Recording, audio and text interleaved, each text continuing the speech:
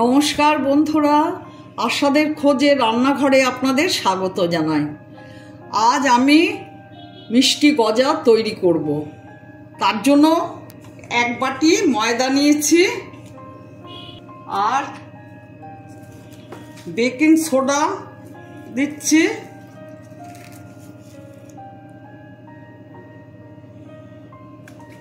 Baking সোডাটা একটু মিশিয়ে নিয়ে তেল দিয়ে দেব, সাদা তেল। আচ্ছা, এই তেলটা দেওয়ার আগে আপনাদের দেখাই, আমি এটা দিয়ে বড় এলাচ গুঁড়ো করে নিয়েছি। আমি ময়দাটার মধ্যে এলাচের গুঁড়োগুলো দিয়ে দেব। বড় এলাচের ফ্লেভারটা খুব ভালো লাগে। তেলটা দিয়ে দেব। এই যে এই বাটির এক বাটি আমি তেল নিয়েছি। তেলটা ভালো করে ময়দার সাথে মিশিয়ে নেব। দেখুন তেলটা মেখে নিচ্ছি, সাদা তেল দিয়েছি আমি এতে। দেখুন একদম এরকম খুলছে না, এটা এরকম করে মাখতে হবে। সাদা তেলটা একটু বেশি দিয়েছি। ইচ্ছে করলে ঘি দিয়েও করতে পারেন, তবে আমি ঘি দিয়ে এখন করিনি, আমি সাদা তেল দিয়ে এটা করে নিলাম। এবার জল দেব, এটা অল্প অল্প জল দিয়ে মেখে নেব। ময়দাটা মাখা হয়ে গেছে। এখন ময়দাটা আমি 10 মিনিটের জন্য ঢেকে রাখবো। তার মধ্যে আমি চিনির শিরাটা করে নেব। একটু তেল মেখে এটা মিনিট 10 ঢেকে রাখবো। 10 মিনিটের জন্য ঢেকে রাখছি। এবার আমি চিনির শিরাটা করে নেব।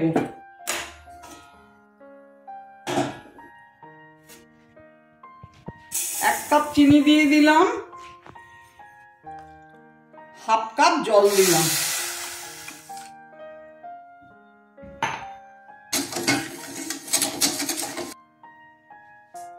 দুটো ছোট এলাচ দিয়ে দিলাম।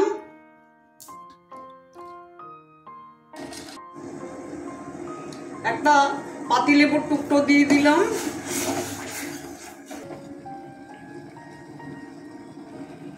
শিরাটা হয়ে গেছে, চিটচিট করছে।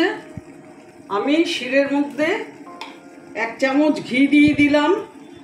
আমি তো সাদা তেল দিয়ে ময়দাটা মেখেছি, তাই শিরার মধ্যে ঘিটা দিয়ে দিলাম, ভালো গন্ধ হবে।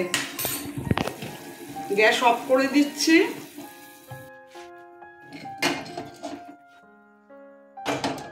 গ্যাস অন করে দিলাম। কড়াই বসিয়েছি। কড়াই গরম হলে সাদা তেল দিয়ে দেব। ময়দাটা করে নেব।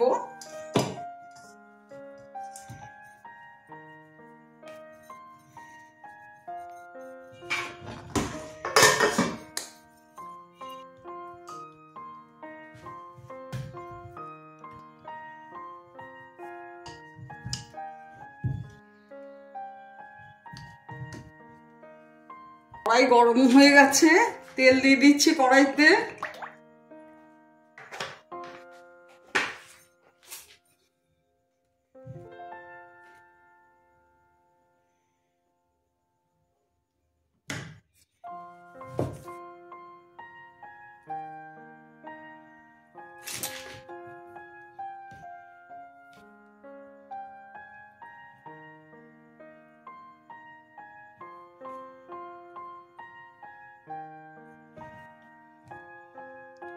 এইভাবে মুখটা মুড়িয়ে নিতে হবে।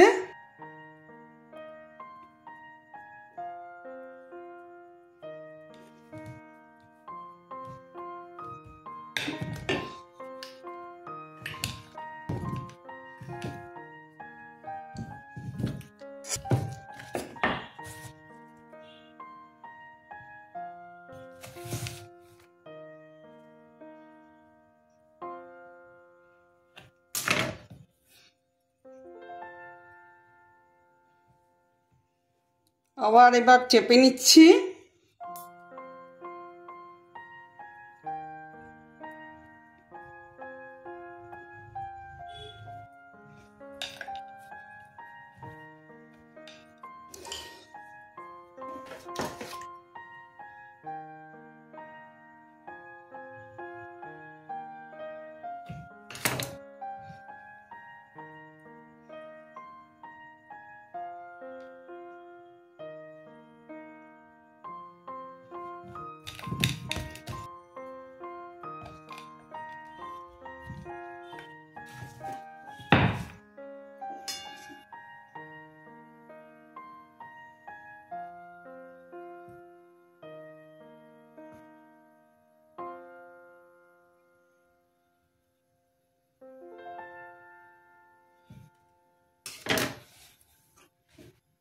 গজার টুকরোগুলো ছেড়ে দিচ্ছি।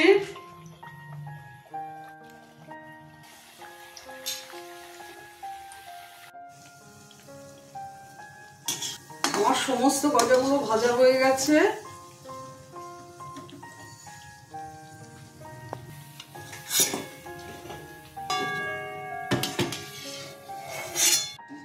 গজাগুলো সব ভাজা হয়ে গেছে। আমি এখন দিয়ে দেব শিরার মধ্যে। আমার ভিডিওটা যদি আপনাদের ভালো লেগে থাকে প্লিজ একটা লাইক, শেয়ার ও নতুন বন্ধুদের বলছি অবশ্যই সাবস্ক্রাইব করে দেবেন আর আপনারা কমেন্টস দেবেন। দেখুন আমি এখন শিরাতে দিচ্ছি এগুলো।